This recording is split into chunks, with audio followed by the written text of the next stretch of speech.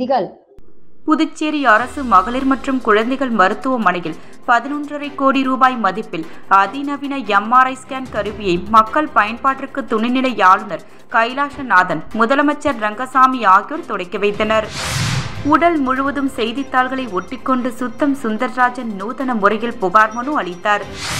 உலக எம்ஜிஆர் பேரவை நடத்தும் மக்கள் திலகம் பாரத ரத்னா டாக்டர் எம்ஜிஆர் அவர்களின் 108வது பிறந்தநாள் திருவிழா கம்பன் கலையரங்கில் நடைபெற்றது. முதல்வர் ரங்கசாமி அவர்களை சென்னையில் உள்ள இங்கிலாந்து நாட்டு துணை தூதர் திருமதி ஹலீமா அவர்கள் முதலமைச்சர் அலுவலகத்தில் மரியாதை நிமித்தமாக சந்தித்தார். புதுச்சேரி அரசு மகளிர் மற்றும் குழந்தைகள் மருத்துவமனையில் 11.5 கோடி ரூபாய் மதிப்பில் அதிநவீன MRI ஸ்கேன் கருவியை மக்கள் பயன்பாட்டிற்கு துணைநிலை ஆளுநர் கைலாசநாதன், முதலமைச்சர் ரங்கசாமி ஆகியோர் தொடக்கி வைத்தனர். உலகம் முழுவதும் இருந்தும் நோயாளிகள் வந்து சிகிச்சை பெறும் மருத்துவ கேந்திரமாக புதுச்சேரியை மாற்ற வேண்டும் துணைநிலை கைலாசநாதன் விருப்பம். புதுச்சேரி ராஜீவ்காந்தி பெண்கள் மற்றும் குழந்தைகள் நல மருத்துவமனையில் அதிநவீன MRI ஸ்கேன் கருவி 11.5 கோடி ரூபாய் மதிப்பில் நிறுவப்பட்டுள்ளது. இதனை மக்களுக்கு அர்ப்பணிக்கும் நிகழ்வு மருத்துவமனையில் இன்று நடைபெற்றது. இதில் சிறப்பு விருந்தினராக கலந்து கொண்ட துணைநிலை ஆளுநர் கைலாசநாதன் மற்றும் முதலமைச்சர் ரங்கசாமி ஆகியோர் அதிநவீன MRI ஸ்கேன் கருவியை மக்கள் பயன்பாட்டிற்கு அர்ப்பணித்தனர். அதிநவீன MRI ஸ்கேன் மூலம் நோயாளிகளின் மூடல் உடல் உறுப்புகள், திசுக்கள், உள்பகுதி பற்றிய தகவல்கள், நோய்கள் உட்பட துல்லியமான விவரங்களை அறியலாம். நிகழ்ச்சியில் பேசிய துணைநிலை ஆளுநர் கைலாசநாதன் அவர்கள், புதுச்சேரியில் 9 மருத்துவக் கல்லூரிகள் உள்ளது. இந்தியாவில் வேறெங்கும் இப்படி வசதிகள் இல்லை. புதுச்சேரி சுற்றுலா நகரமாக உள்ளது. இதை மருத்துவ சுற்றுலா மையமாக கொண்டு வரலாம். மருத்துவ சேவைகளை ஒருங்கிணைத்து சிறந்த மருத்துவ கேந்திரமாக புதுவையை உருவாக்கலாம். அதற்கான வழிமுறைகளை ஆராய்ந்து வருகிறோம். அகமதாபாத்தில் ஆப்பிரிக்க கண்டத்தை சேர்ந்த பலர் சிகிச்சைக்காக வருவார்கள். பல நாட்கள் தங்கி சிகிச்சை பெற்று திரும்புவார்கள். பிரெஞ்சு கலாச்சாரத்துடன் புதுச்சேரி தொடர்புடையது என்பதால் பிரெஞ்சு யூனியன் நாடுகளுடன் தொடர்பு ஏற்படுத்தி புதுவையை மருத்துவ கேந்திரமாக மாற்ற ஆலோசித்தது. ஆய்வு செய்து வருகிறோம். அதற்கேற்ப நமது மருத்துவமனைகளை சூப்பர் ஸ்பெஷாலிட்டி மருத்துவமனைகளாக உருவாக்க வேண்டும். அதற்கேற்ப நீங்கள் பணியாற்ற வேண்டும். உங்களின் தேவைகளை எனக்கு தெரிவிங்கள் என்று அவர் கூறினார். உடல் முழுவதும் செய்தித்தாள்களை ஒட்டிக்கொண்டு சுத்தம் சுந்தர்ராஜன் நூதன முறையில் புகார் மனு அளித்தார். புதுச்சேரி செய்தி மற்றும் விளம்பரத்துறையில் 22 ஆண்டுகளாக ஒரே இடத்தில் பணியாற்றும் கணபதியை மாற்றக்கோரி புதுச்சேரி 10 ரூபாய் சட்ட இயக்கம் சார்பில் கடந்த 29/1/2025 அன்று தலைமை செயலகத்தில் உள்ள பணியாளர் மற்றும் நிர்வாக சீர்திருத்தத்துறை செயலரிடம் புகார் மனு அளிக்கப்பட்டது. அந்த புகார் மனு மீது இதுவரை எந்த ஒரு தகவலும் 10 ரூபாய் சட்ட இயக்கத்திற்கு வரவில்லை என கூறப்படுகிறது.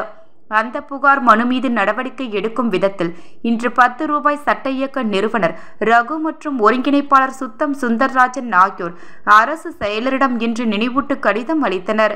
அதனைத் தொடர்ந்து சுத்தம் சுந்தர்ராஜன் அவர்கள் நூதன முறையில் தன் உடல் முழுவதும் செய்தித்தாள்களை ஒட்டிக்கொண்டு மணக்குள விநாயகர் கோவில் வீதியில் உள்ள பத்திரிகையாளர் மன்றம் அருகில் இருந்த செய்தி மற்றும் விளம்பரத்துறை அலுவலகம் நோக்கி நடைபயணமாக சென்று அரசுக்கு தனது எதிர்ப்பை தெரிவித்தார். மேலும் அலுவலகத்திற்கு சென்ற அவர் கணபதி அவர்களுக்கு இந்த நினைவூட்டு கடிதத்தை நினைவுபடுத்துகிறேன் என்றும் அவர் கூறினார். இதில் 10 ரூபாய் சட்ட இயக்க நிறுவனர் ரகு உட்பட இயக்க தலைவர்கள் பலர் உடனிருந்தனர். உடல் முழுவதும் செய்தித்தாள்களை ஒட்டிக்கொண்டு நூதன முறையில் அரசுக்கு எதிர்ப்பு தெரிவித்த சுத்தம் சுந்தர்ராஜன் அவர்கள் செய்த இந்த செயலால் அப்பகுதியில் சிறிது நேரம் பரபரப்பு ஏற்பட்டது. சட்ட இயக்கத்தினுடைய ஒருங்கிணைப்பாளர் சுத்தம் சுந்தரராஜன் கடந்த பல வருடங்களாக ஒரு துறையில் ஒரே இதில் ஒரே சேரில் கடந்த 25-22 காலமாக பணிபுரிகிற கணபதி என்கின்றவரை மாற்ற சொல்லி பல கட்ட போராட்டங்கள் புதுச்சேரி மாநிலத்தில் நடந்தது. இந்த போராட்டத்திற்கு இந்த அரசு, இந்த செய்தித்துறை அரசு எந்த விதமான செவி சாய்க்காமல் செவடங்காதில் சங்கு ஊதுவது போல் நடந்ததால் நாங்கள் கடந்த மாதம் 1ஆம் தேதி இது சம்பந்தப்பட்ட தலைமைச் செயலகத்தில் ஒரு மனுவை கொடுத்தோம். இதுவரை எந்த விதமான நடவடிக்கை எடுக்கவில்லை. ஆதலால் இன்று நினைவூட்டல் கடிதம் கொடுத்துவிட்டு இங்கு செய்தித்துறையில் நினைவு ஊட்டுறோம். ஏன்னா மறந்துடுவாங்க. இப்போ இருக்கிற காலகட்டத்தில் புதுச்சேரி மாநிலத்தில் மது போதையில் இருக்குது. காலையில் ஒரு பேச்சு, சாயங்காலம் ஒரு பேச்சு. அதனால் இது உடனடியாக நடவடிக்கை எடுக்கணும் என்று புதுச்சேரி 10 ரூபா சட்ட இயக்க சார்பாக வன்மையாக கண்டிக்கிறோம். அடுத்த நகர்வு இது பற்றி எந்த விதமான செய்தியும் எந்த விதமான பணியும் நடக்கவில்லை என்றால் அடுத்த கட்டமாக நாங்கள் கனம் கோட்டார் அவர்களை நாட இருக்கிறோம் என்பதை இதன் மூலம் தெரிவித்துக் கொள்வோம். நன்றி. புதுச்சேரி 10 ரூபா சட்ட இயக்கத்தினுடைய ஒருங்கிணைப்பாளர் சுத்தம் சுந்தரன்.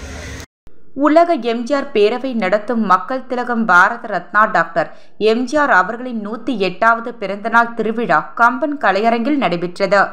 புதுவை எம்ஜிஆர் பேரவை, விழுப்புரம் எம்ஜிஆர் பேரவை, கடலூர் எம்ஜிஆர் பேரவை இணைந்து உலக எம்ஜிஆர் பேரவை நடத்தும் மக்கள் திலகம் பாரத ரத்னா டாக்டர் எம்ஜிஆர் அவர்களின் 108வது பிறந்தநாள் திருவிழா புதுச்சேரி கம்பன் கலையரங்கில் நேற்று பிரம்மாண்டமாக நடைபெற்றது. விழாவிற்கு உலக எம்ஜிஆர் பேரவை நிறுவனர் ஒருங்கிணைப்பாளர் முருகு பத்மநாதன் தலைமை தாங்கினார். எம்ஜிஆர் பக்தர்கள் நாகராஜன், குணசேகரன், சுப்பிரமணியன், அப்துல் ஹமீது, ராஜ்குமார், கருணாமூர்த்தி, ஓம் சக்தி மணி, செல்வநாதன், டாக்டர் ஜில்பர்ட் பெர்னாண்டோஸ், சிவராமன், ஆறுமுகம் ஏழுமலை, ஐயப்பன் மூர்த்தி, சங்கர் ராஜா சரவணன், கோபால், எம்ஜிஆர் இஸ்மாயில் வெங்கடேசன் ஆகியோர் முன்னிலை வகித்தனர்.